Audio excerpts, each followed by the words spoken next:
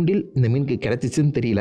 But இந்த வகை இந்த குடும்பத்தை சார்ந்த எல்லா ஆங்கிலர் ஃபிஷ்ஷுக்கும் ஏதோ ஒரு வகையான தூண்டில் இருக்க தான் செய்யும். சயின்டிஃபிக்காக இதுக்கான பெயர் எஸ்காம், காமனாக இதை லூருன்னு சொல்லுவாங்க. தூண்டிலில் புழுவை கட்டி போடுவோம்ல, அந்த மாதிரி விட்டுறக்கூடாதுன்னு சொல்லி எவ்வளோ பெரிய மீனாக இருந்தாலும் இது கப்புன்னு வாயில் போட்டுக்கும். தன்னுடைய சைஸை விட 2 மடங்கு பெரிய உணவாக இருந்தாலும் இந்த ஆங்கிலர் ஃபிஷ் எல்லாம் சாப்பிட முடியும். அந்தளவுக்கு அதோடைய பாடி எக்ஸ்பேண்ட் ஆகும்னு சொல்லப்படுது.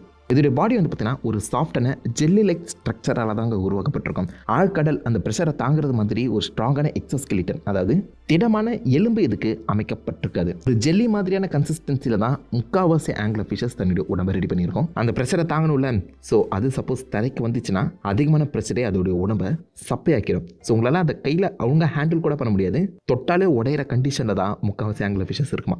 பார்க்க தான் கரடு முரடாக இருக்கும் போது உங்களுக்கு தெரியும், ஆனால் செம்ம சாஃப்ட்டுங்க பையன். இதை வச்சே தன்னுடைய வயிறை எக்ஸ்பேண்ட் பண்ணி முக்கால்வாசி சாப்பாடை அழகாக வாயில போட்டு போய் கடகடன் ஓடி போய் அந்த பெண்ணோட ஏதாவது ஒரு சதை பகுதியை கடிச்சிருமா, வாயால் கடிச்சிருமா.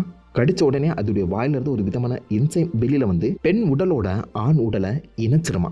காலங்கள் போக அந்த பெண்ணோட ஒரு அங்கமாகவே இந்த ஆண் மாறிடும். அந்த பெண்ணோட சர்க்குலேட்டரி சிஸ்டமோடையே இந்த ஆண் சேர்ந்துடும். ஆணோட கண், காது, மூக்கு, உடல் உறுப்புகள்னு சொல்லி எல்லாமே பெண்களோட நியூட்ரிஷனாக மாறிடும். மிச்சம் இருக்கிறது விந்தணு பை மட்டும்தான். அந்த பெண் எப்போ இணை சேருதுன்னு நினைக்குதோ அப்போ அந்த விந்தணு பையில் இருக்க அந்த ஸ்பெர்ம்ஸை எடுத்து இந்த பக்கம் அது குட்டி போட ஆரம்பிச்சிடும். ஆணோட வாழ்க்கை அவ்வளோதாங்க.